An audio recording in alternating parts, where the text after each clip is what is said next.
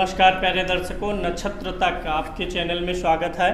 आज मृत्यु से संबंधित आपको कुछ जानकारियां देंगे जन्म कुंडली के माध्यम से। मृत्यु कैसे हो सकती है, मृत्यु कहाँ होगी और कब होगी, और मृत्यु के समय स्थिति कैसी रहेगी, मृत्यु के समय ज़्यादा कष्टपूर्ण स्थिति रहेगी या सहज स्थिति रहेगी, इन सब चीज़ों के बारे में आज आपको बता रहे हैं। बहुत ध्यान से देखिए, कोई गुणा गणित आपको करना नहीं है। आपके पास आपकी जन्म कुंडली है तो बस देखते जाइए, थोड़ा ध्यान से देखना पड़ेगा बस। तो हम सबसे पहले बात करेंगे कि आपकी मृत्यु कहाँ हो सकती है, मृत्यु कहाँ होगी, ये आपको कैसे पता चलेगा। जन्म कुंडली आप बना लीजिए, नहीं है आपके पास तो एक वीडियो मैंने डाला है जन्म कुंडली बनाने के लिए, आप फ्री में अपनी मोबाइल से बना सकते हैं, उसको देख लीजिए। लिंक मैं डिस्क्रिप्शन बॉक्स में दे दूंगा। पहले बात करते हैं मृत्यु कहाँ होगी। ये आपकी जन्म कुंडली होती है, इसको बोलते हैं लग्न कुंडली। जब आप कुंडली निकालेंगे तो लग्न कुंडली, ये जो सबसे ऊपर का चतुर्भुज होता है या चतुर्भुज, इसको बोलते हैं लग्न, अर्थात ये होता है आपका पहला घर। गिनती कहीं कुछ भी लिखी है उससे मतलब नहीं है, मैं बार बार वीडियो में कहता हूँ। यहाँ 4 नंबर की गिनती का मतलब ये चौथा घर नहीं है बल्कि चौथी राशि है। आपका ये पहला घर है, यहाँ से आपको 8वां घर गिनना है। तो 8वां घर 1 2 3 4 5 6 7 8, 8वें घर से ही सारा गुणा गणित इस कार्यक्रम में होने वाला है। तो 8वां घर आपका जो हुआ उसे देख लीजिए। 8वें घर में कौन सी गिनती है यह आप नोट कर लीजिए। 8वें घर में कौन सी गिनती है अर्थात कौन सी राशि है। यहाँ 11 नंबर की गिनती है अर्थात कुंभ राशि है। अब जो गिनती आई उस गिनती को आप यहाँ पर मिलाइए, आपको पता चलेगा कि मृत्यु कहाँ होने वाली है। तो इस कुंडली में 11 नंबर की गिनती है 8वें घर में, तो 11 नंबर के आने पर निवास स्थान पर मृत्यु होने की प्रबल संभावना होती है। अगर 8वें घर में, यहाँ 8वें घर में 1 4 7 और 10, 1 4 7 और 10 नंबर की गिनती आएगी तो निवास स्थान से दूर प्रदेश में जहाँ आप कहीं नौकरी करने या किसी कार्य से गए हैं वहाँ पर आपकी मृत्यु होगी। अगर इस 8वें घर में 2 नंबर 5 नंबर 8 और 11 नंबर की गिनती आएगी तो निवास स्थान पर मृत्यु होगी। और अगर इस 8वें घर में 3 6 9 और 12 नंबर की गिनती आएगी तो मार्ग में या अस्पताल में आपकी मृत्यु होगी। अगले विषय पर चलते हैं, मृत्यु कैसे होगी, मृत्यु का कारण क्या बनेगा, इस पर विचार करेंगे। मृत्यु कब होगी अर्थात आयु, अभी मैं आपको ये बाद में लास्ट में सिखाऊंगा, पहले अब देखेंगे कैसे होगी। तो ये जो आपका 8वां घर है लग्न कुंडली से गिन लेंगे यहाँ से 1 2 3 4 5 6 7 8।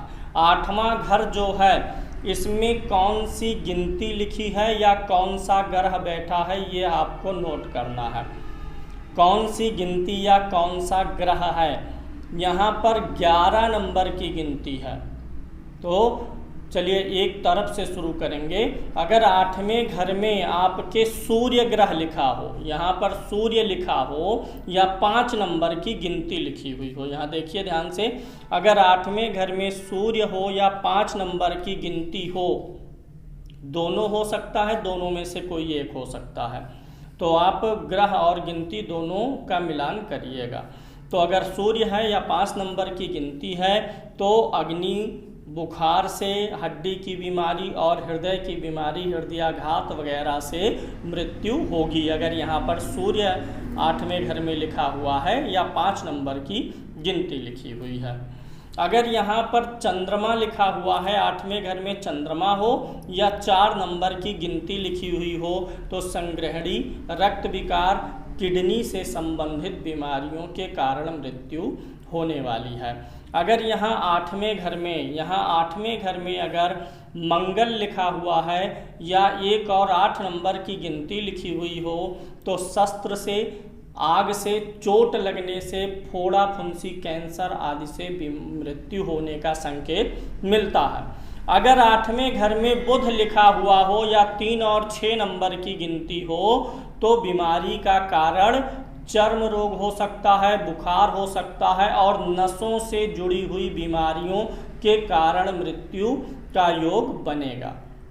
अगर यहाँ पर 8वें घर में यहाँ 8वें घर में गुरु लिखा हुआ हो या 9-12 नंबर की गिनती हो तो कफ की बीमारी से मृत्यु, सांस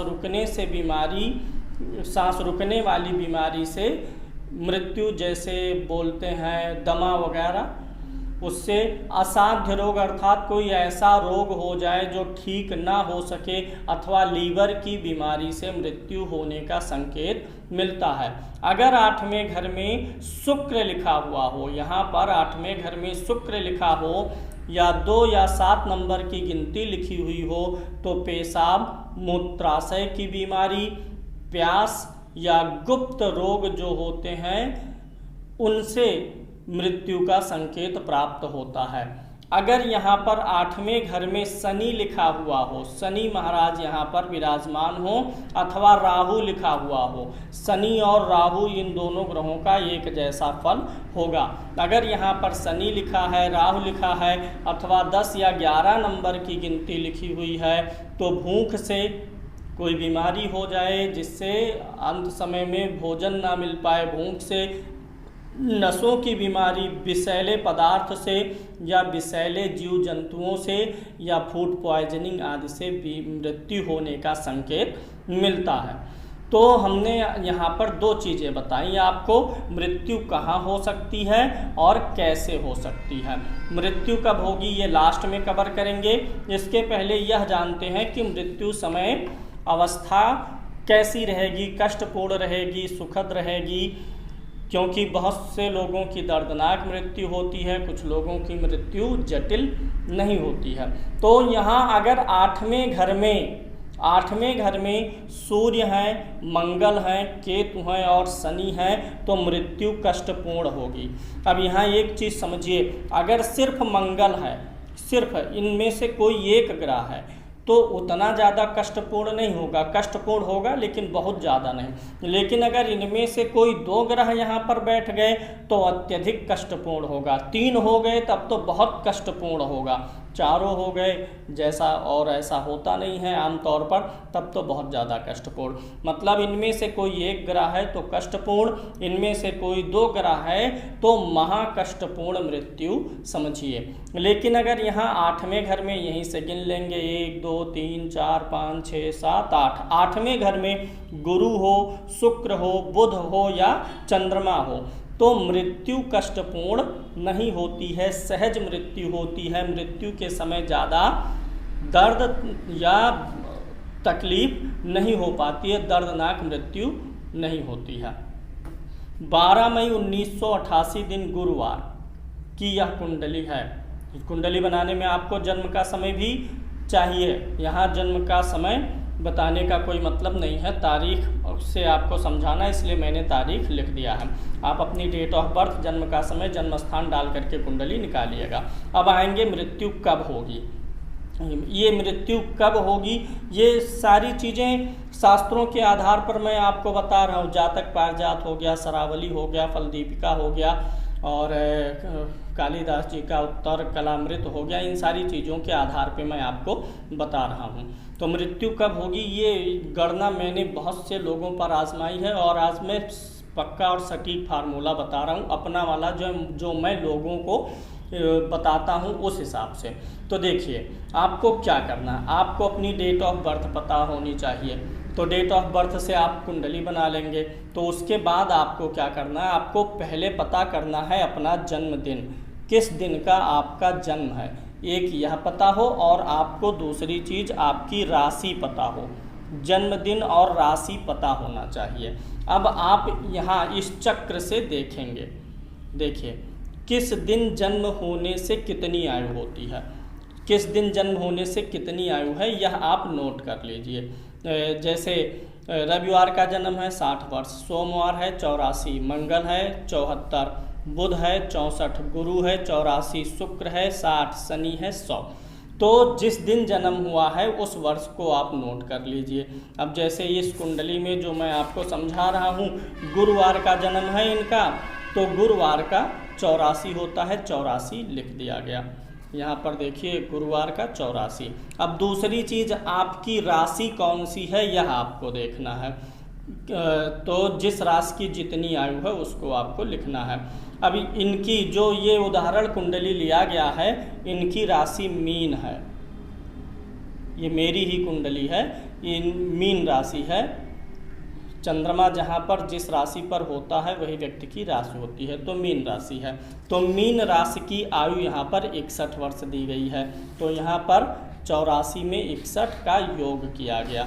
आप इसको स्क्रीनशॉट ले लीजिए, स्क्रीनशॉट ले लीजिए ताकि गणना के लिए आपके लिए आसानी हो। मैं थोड़ा ढंग से आपको दिखा दे रहा हूँ।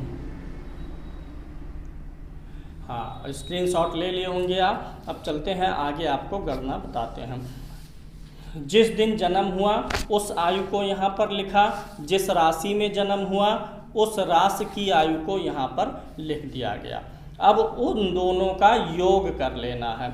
अब यहाँ 84 और 61 का मैंने योग किया तो 145 हो गया। अब जो भी योग आएगा उसमें 2 का भाग कर देना है, अर्थात दोनों का अनुपात निकाल लेना है। 2 से भाग दे करके अनुपात निकाल लिया गया तो आयु आ गई 72। अब 72 जो आया है अपनी डेट ऑफ बर्थ में, जो डेट ऑफ बर्थ है 1988 का है, सिर्फ साल ही लीजिए, दिन और महीना छोड़ दीजिए। जो साल है 1988 उसमें 72 को मैंने जोड़ दिया। अब यहाँ पर आपका जो आएगा उसे आप अपने जन्म वर्ष में जोड़ दीजिएगा। अब 1988 में और 72 जोड़ दिए तो 2060 आ गया। थोड़ा जटिल है, यहाँ पर ध्यान से देखिएगा, नहीं तभी आप, क्योंकि आयु निकाल रहे हैं तो इतना आसान तो होगा नहीं। 1988 में मैंने 72 जोड़ दिया तो 2060 आ गया। अब 2060 आप नोट कर लीजिए, इसको मार्क कर लीजिए। अब 2060 याद रखिए। फिर देखिए, जन्म कुंडली में जो दूसरा घर होता है और 7वां घर होता है इसे मारक बोलते हैं और 8वां मृत्यु स्थान होता है। इन 3 घरों को आपको देखना है, दूसरा, 7वां और 8वां। दूसरे घर का स्वामी कौन सा ग्रह है नोट कर लीजिए। यहाँ दूसरे घर में 5 नंबर की गिनती है, 5 नंबर का स्वामी सूर्य होता है। किस नंबर का स्वामी कौन ग्रह होता है यह भी मैं आपको बताने का प्रयास करता हूँ। किस, अब देखिए इधर जगह नहीं है, इधर मैं शॉर्ट में लिख दे रहा हूँ। 1 नंबर और 8 नंबर का स्वामी होता है मंगल। 2 नंबर और 7 नंबर का स्वामी होता है शुक्र। 3 नंबर और 6 नंबर का स्वामी होता है बुध। 4 नंबर का स्वामी होता है चंद्रमा। 5 नंबर का स्वामी होता है सूर्य। अब यहाँ पर 9 नंबर और 12 नंबर का स्वामी होता है गुरु। 10 और 11 नंबर का स्वामी होता है शनि। इसका भी स्क्रीनशॉट आप ले सकते हैं। तो किस गिनती का अर्थात किस राशि का स्वामी कौन सा ग्रह है यह भी मैंने आपको यहाँ पर बता दिया। आप यहाँ से भी देख सकते हैं किस गिनती का स्वामी कौन सा ग्रह है लिखा हुआ है, ये जरूरी है। तो अब आ जाइए मूल विषय पर। 2060 आपको मिल गया। अब आपको दूसरे स्थान, 7वें स्थान और 8वें स्थान में कौन सी गिनती है उसके स्वामी को लिख लेना है। दूसरे स्थान में 5 नंबर है तो 5 नंबर का स्वामी दूसरे स्थान का स्वामी यहाँ पर देखिए सूर्य हुआ।